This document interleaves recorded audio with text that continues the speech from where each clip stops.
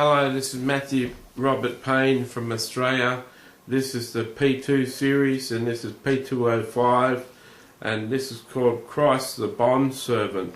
And this teaching P205 is based on Philippians chapter 2, and it's called Christ the Bond Servant, like I've said, and it's taken from Philippians chapter 2 verse 6, which 6 and 7, which says, "Who being in the form of God did not consider it robbery to be equal with God, but made himself of no reputation, taking the form of a bondservant, and coming in the likeness of men."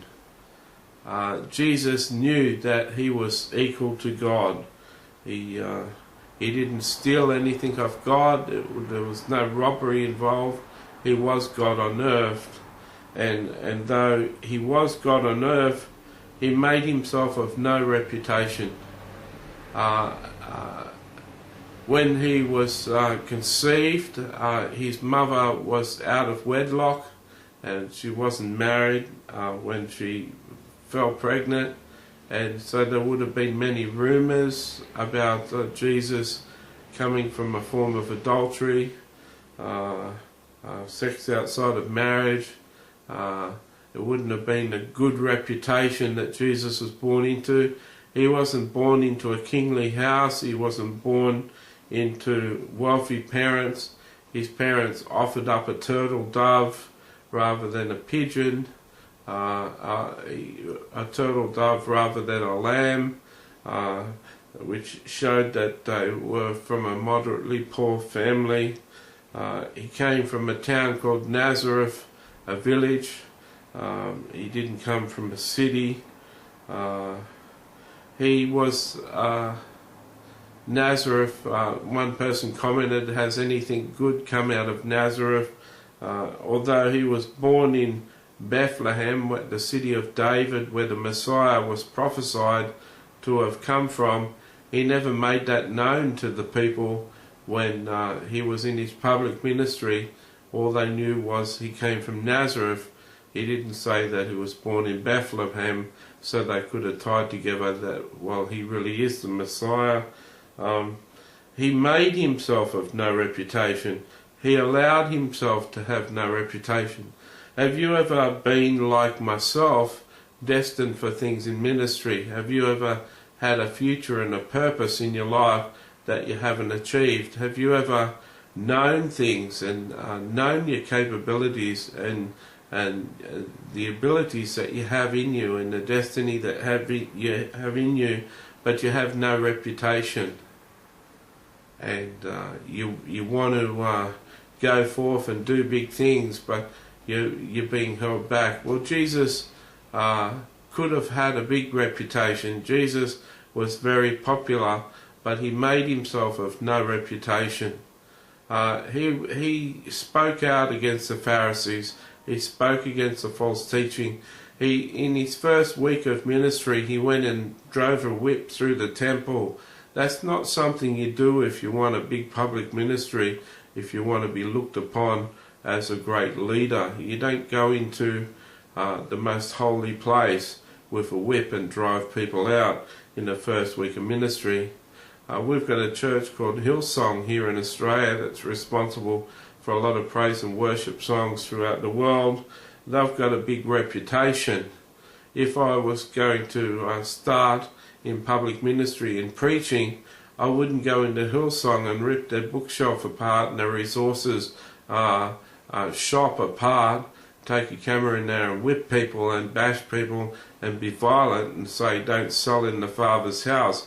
I wouldn't do that if I wanted to start a public ministry, but that's exactly what Jesus did. He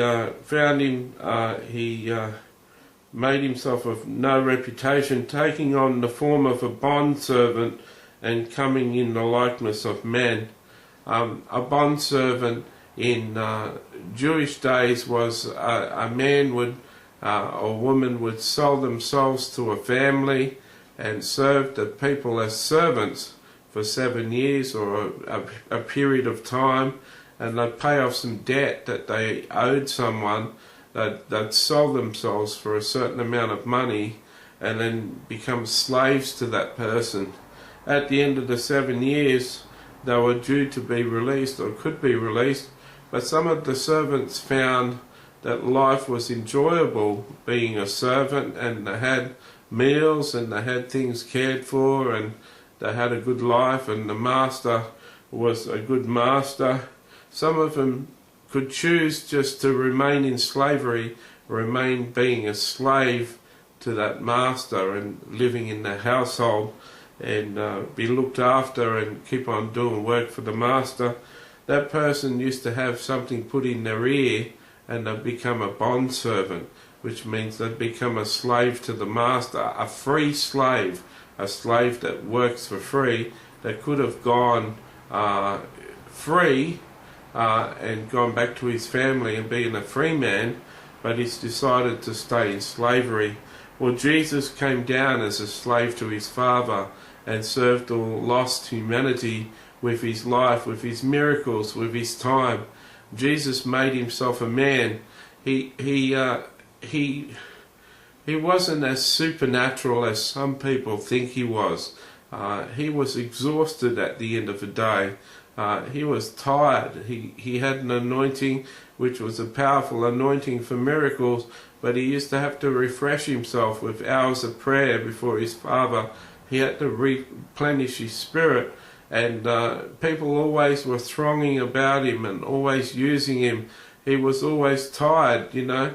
He must have had tremendous patience to put up with the thousands of people that wanted his time and wanted his healing and wanted his healing hands and wanted his advice, wanted him to answer their questions. And he must have had tremendous resource of patience, a lot more patience than me.